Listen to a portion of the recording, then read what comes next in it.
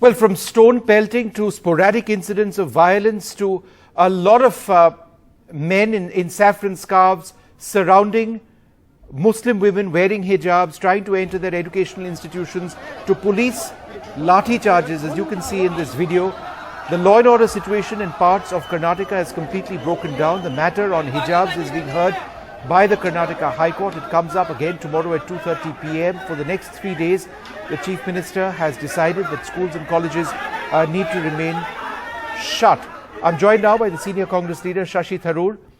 Mr. Tharoor, do you believe that this is motivated, that this wasn't some sort of sporadic series of counter-protests? No, I mean, it's very clearly a political agenda at work here. And it's frankly a disgrace. I mean, I'm really shocked that the people should behave in this way is shameful enough, but that the administration of so many colleges should be complicit in this misbehavior, in this frankly rampant hooliganism and intimidation, is deeply dismaying. This is an exercise in othering Muslim girls. It's as simple as that. And instead of simply saying that we respect their right to wear what they want, they have now created a political issue that they have calculated will bring them support and votes from a certain section of the community when it comes to the local elections taking place in Karnataka. I just think the whole thing is an absolute disgrace.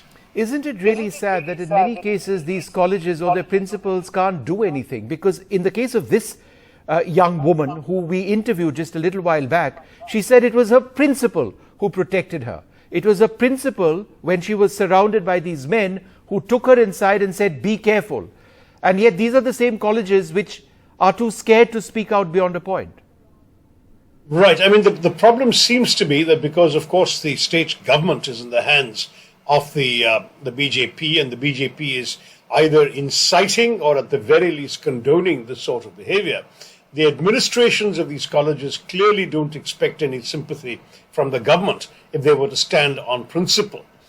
The irony is that for many, many years, we have indulged ourselves, as it were, in the relaxed feeling that this was an issue that didn't matter. Everyone could wear what they wanted to in college.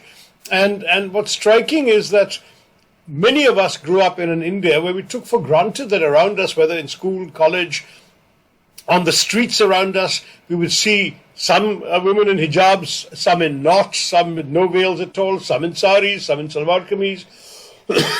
We would see boys in turbans, people wearing crucifixes, people wearing marks, having visited a temple. And we just took it for granted that diversity was something that was so inherently natural to the experience of living in India, going to work in India, studying in India.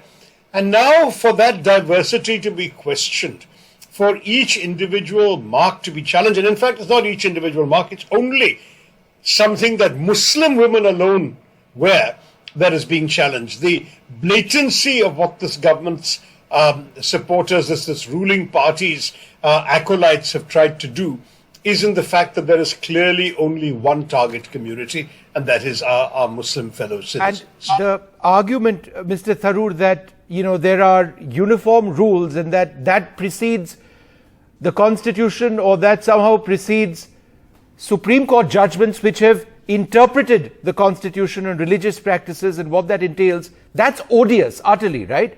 A rule saying uniform even assuming, I think some of these incidents actually happened in colleges, and colleges don't have uniforms, but let's say some happen in high schools.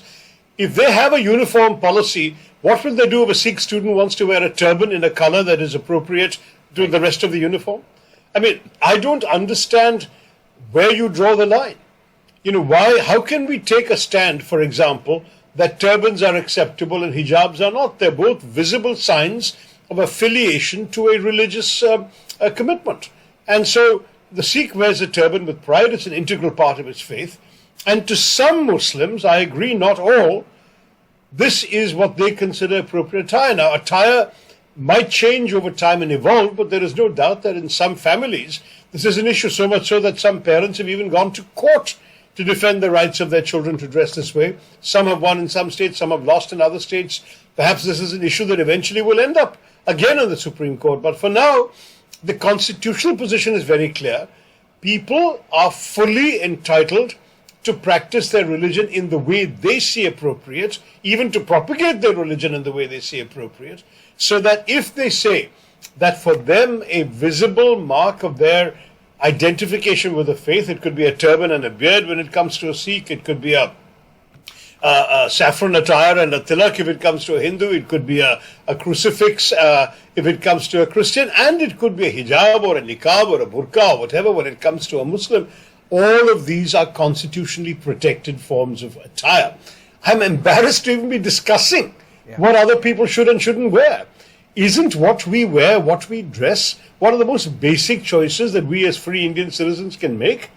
It seems to be preposterous. All right, so you go to a place where there is a uniform, but the uniform can be surely modified to permit a turban, to permit a veil. I don't understand who it bothers. In fact, if anything, it seems to me that it would be the women who may have to experience greater discomfort if they're in a garment that makes them feel hot on a hot day or whatever. I mean, to me, it's their choice. And I think we're forgetting that the key issue here, Vishnu, is one of choice. It's not really one of attire. Right. It is, can we please let the women, and where appropriate their families, determine what is right for them? Let it not be for any external institution, and certainly not for individuals of other faiths, to tell these Muslim women what they can and cannot wear. I'm sure there are some Muslim women who don't want to wear the hijab or don't want to wear the niqab or whatever the other options are in their community. I certainly know Muslim women who don't, but I would accept and uphold the rights of those Muslim women who do. Right. And I think that if we can just see it purely and simply as a question of choice and of respecting the choice of our fellow citizens, then the matter goes. I mean, I don't like being told, for example, as a politician, that I should be wearing a white kurta pajama every day. I chose to wear color.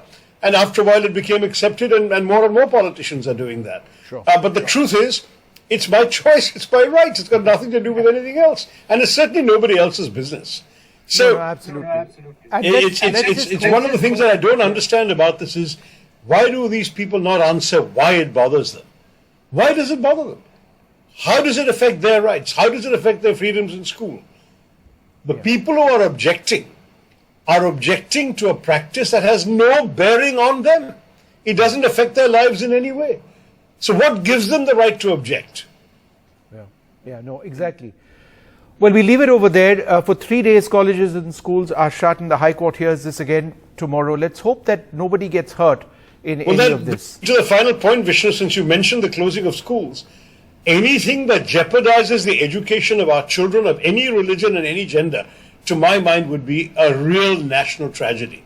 Yeah, because Beti Padhao is a national initiative. To development, Beti Padhao is a brilliant national initiative. And these girls can't study because they're told what you wear is all of a sudden unacceptable. That defeats the purpose of Beti Padhao. Precisely the point. And I think that if we can please respect that educating girls is the single best contribution we can make to our own country's development, and for God's sake, allow them to study in whatever garment they want to wear. All right, Shashi Tharoor, thanks very much for speaking to us. Thanks very much. Thanks, Vishnu.